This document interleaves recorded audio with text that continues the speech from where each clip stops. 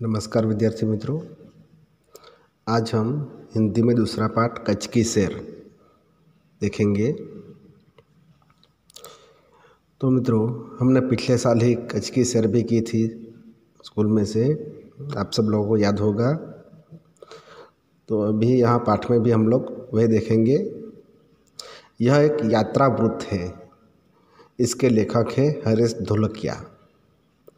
हरीश ढोलकिया जो है वो कच्छ के ही निवासी है और अध्यापक के रूप में काम कर रहे हैं, यानी शिक्षकत्व उनकी पहचान बन गई है। और हमारे पूर्व राष्ट्रपति श्री APJ अब्दुल कलाम, उनकी एक किताब है विंग्स ऑफ फायर, पुस्तक का उन्होंने गुजराती में अनुवाद किया है अगन पंख नाम से, वो शीर्षक दिया है। शिक्षण कार्य में उन्होंने संशोधनात्मक लेखन कार्य, पत्रकारित्व में उन्होंने काम किया है। कच्छ मित्र जो कच्छ में अखबार आता है उसमें भी उनके लेख आते हैं। और उनका जो सर्जन साहित्य में है उनमें गुजराती में उन्होंने लिखा है अंगदनो पग, 400% आनंद। और उन्होंने शिक्षण संबंधी गुजराती साहित्य दिए हैं। तो प्रस्तुत ये जो इकाई है कच्छ की सैर, उसमें उन्होंने कच्छ का परिचय कराने का प्रयास किया है। और कच्छ में जो दर्शनीय स्थल है उनका परिचय उन्होंने इस इकाई में करवाया है। तो कच्छ के बारे में हम देखेंगे कि कच्छ गुजरात राज्य का एक ऐसा जिला है जो सबसे बड़ा माना जाता है, जहाँ पर भारत की प्राचीन मोहनजोदड़ो संस्कृति के अवशेष पाए जाते हैं। यहाँ के ऐतिहासिक, सांस्कृतिक तथा धार्मिक स्थानों का महत्व आज भी कायम है। भुज जो है कच्छ में, वो कच्छ का मुख्य नगर है।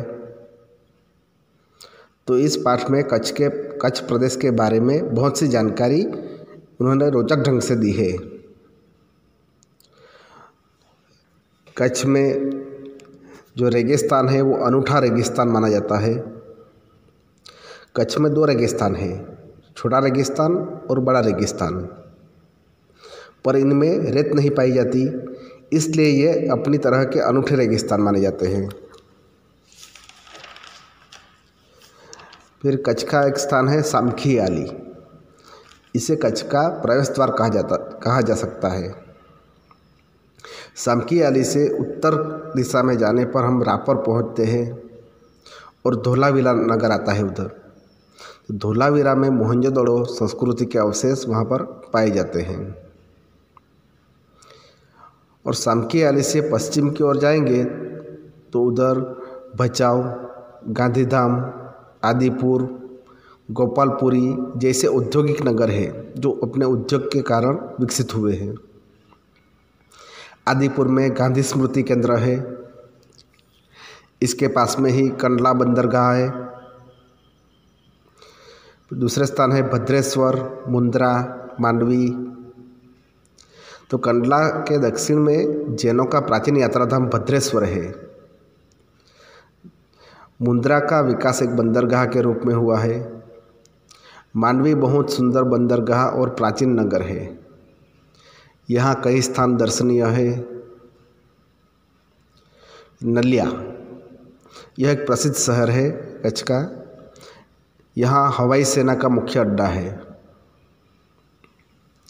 नारायण सरोवर अति प्राचीन और पौराणिक स्थान है। कोटेश्वर यहाँ का दर्शनीय मंदिर है। यहाँ पर सूर्योदय और सूर्यास्त के दृश्य बड़े आकर्षक होते हैं। लखपत, इस प्राचीन स्थल में किसी समय गुरु नानक पधारे थे। वह भूमि उनके चरण रज से पावन हुई है। यहाँ एक गुरुद्वारा है। फिर हाजीपुर, यह स्थान मुसलमानों का श्रद्धा केंद्र है। हाजीपुर में दरगाह है। पासी नखत्राणा अपने प्राकृतिक दृश्यों के लिए प्रसिद्ध है। फिर आगे आता है भुज, यह कच्छ का मुख्य केंद्र है। यहाँ आईना महल, प्राग महल, टावर, स्वामीनारायण मंदिर, हिल गार्डन आदि कई दर्शनीय स्थल है। यहाँ का हमीरसर तालाब प्रसिद्ध है। यहाँ विश्वविद्यालय भी है। फिर दूसरा दर्शनीय स्थान है काला पहाड़। तो इस पहाड़ पर प्रतिवर्ष रणोत्सव का आयोजन होता है। जेसल तोरल की समाधि अंजार में जेसल तोरल की स्मृति में बनाया गया मंदिर है, वो दर्शनीय है। और सूरजबारी नामक स्थान पर कच्छ की यात्रा की समाप्ति होती है। तो कच्छ की यात्रा का इस पाठ में बहुत सुंदर लेखक ने वर्णन किया है। और हम लोगों ने भी स्कूल में से गए थे, तभी बहुत से स्थानों के घूमे भी थे, देखा भी है। तो इसीलिए कहा जाता है कि कच्छ नहीं देखा तो कुछ नहीं देखा। कच्छ गुजरात का गौरव माना जाता है और दुनिया भर के लोग कच्छ की दर्शन के लिए आते हैं। अब इस पाठ को हम आगे वीडियो के माध्यम से देखेंगे। विशाल भारत में अनेक दर्शनीय प्रांत है। सबका अपना महत्व एवं सौंदर्य है। गुजरात उनमें से एक अनूठा राज्य है। गुजरात का एक विशिष्ट जिला है कच्छ, जो गुजरात का अत्यंत रमणीय प्रदेश है। यात्रियों के लिए कच्छ आकर्षण का केंद्र है। इसका पौराणिक महत्व भी कम नहीं। अनेक दर्शनीय स्थानों के वैविध्य के कारण इसे म्यूजियम यानी कि संग्रहालय कह सकते हैं। कच्छ में प्रवेश करते ही हमें रेगिस्तान के दो भाग देखने को मिलते हैं, एक छोटा रेगिस्तान और दूसरा बड़ा रेगिस्तान। इन दोनों में रेगिस्तान जैसा कोई लक्षण नहीं दिखाई देता। रेत कहीं नजर नहीं आती, अतः यह अनूठा रेगिस्तान है। सामखियाली को हम कच्छ का प्रवेश द्वार कह सकते हैं। कच्छ की यात्रा यहीं से आरंभ होती है। यहां से उत्तर दिशा की ओर यात्रा का प्रारंभ होता है। रापर से धौलावीरा पहुंचते ही हमारी प्राचीन संस्कृति मोहेंजोदड़ो का स्मरण हो जाता है। यह स्थान 5000 वर्ष के अवशेषों का अंग है। इस प्राचीन नगरी के दर्शन से ही हम चकित रह जाते हैं। हमें प्राचीनता में आधुनिकता के दर्शन होते हैं। सामखियाली से पश्चिम की यात्रा करते भचाऊ नजर आता है, जो बड़ा गांव है जैसे नगर। वहां से गांधीधाम औद्योगिक कारखानों का शहर है। यहां सिंधी प्रजा पाकिस्तान से आकर स्थायी हुई है। गांधीधाम, आदिपुर तथा गोपालपुरी उद्योगों के कारण विकसित हुए दिखाई देते हैं।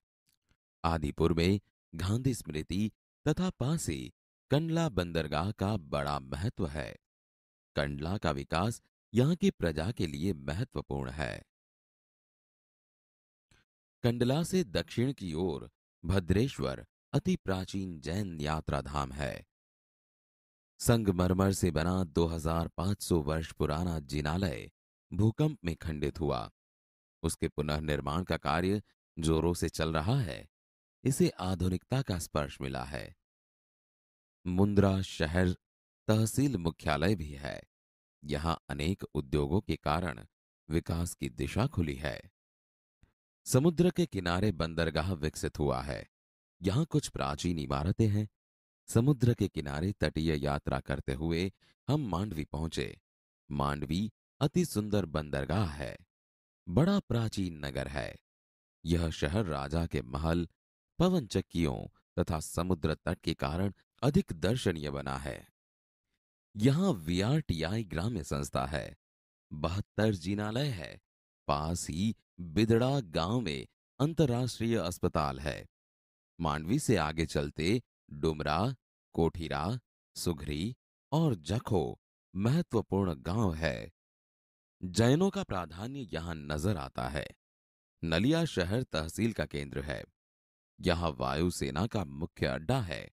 नलिया से 1 घंटे की यात्रा करने के बाद नारायण सरोवर अति प्राचीन पौराणिक धार्मिक स्थान आता है। इस स्थान को रामायण काल का माना जाता है। वहां कोटेश्वर नामक दर्शनीय मंदिर है, जहां से रावण गुजरा था। यह पूरे भारत का प्राचीन स्थान माना जाता है। सूर्योदय और सूर्यास्त दर्शन यहाँ का बड़ा आकर्षण है। नारायण सरोवर से आगे की यात्रा में लखपत आता है, जो अति प्राचीन स्थल है। गुरु नानक की चरण रज से पावन इस भूमि पर गुरुद्वारा है। एक समय का समृद्ध शहर आज जीर्णावस्था में होते हुए भी दर्शनीय है। यहां एक किला है, उसके बगल में पानंध्रो खनिज संपत्ति के लिए प्रसिद्ध है। साथ ही विद्युत निर्माण का यह केंद्र है। लखपत से मध्य कच्छ की ओर बढ़ने पर हाजी पीर मुसलमानों के लिए श्रद्धा का केंद्र आता है। यहाँ पीर की मजार है। रेगिस्तान की झांकी यहां से होती है। रास्ते में माता का मठ नामक धार्मिक स्थान है, जहां नवरात्रि के पर्व पर लोग पदयात्रा करते हुए श्रद्धा भाव से दर्शनार्थ आते हैं। आगे नखत्राणा प्राकृतिक नजारों का केंद्र बना है। रास्ते में चक्ष, पुरेश्वर मंदिर, वांढाय जैसे मनोहरी प्राचीन स्थान है। अब कच्छ का मुख्य केंद्र भुज आते ही उसके वैभव का परिचय होता है।